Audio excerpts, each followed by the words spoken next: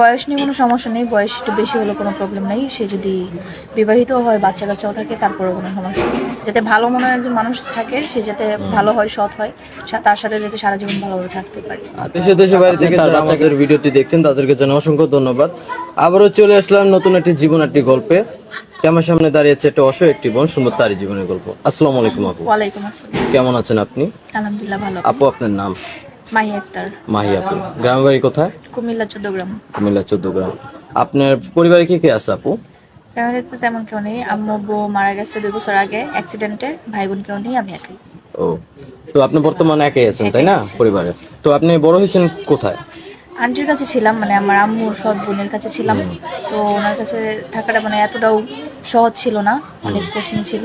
তো উনি বিয়ে শাদী দিতে পারবে না, সেজন্য এখানে আসে। ও, তো আপনি আমাদের ক্যামেরার সামনে এসেছেন যাতে আপনি বিয়ে করার জন্য এসেছেন তাই না?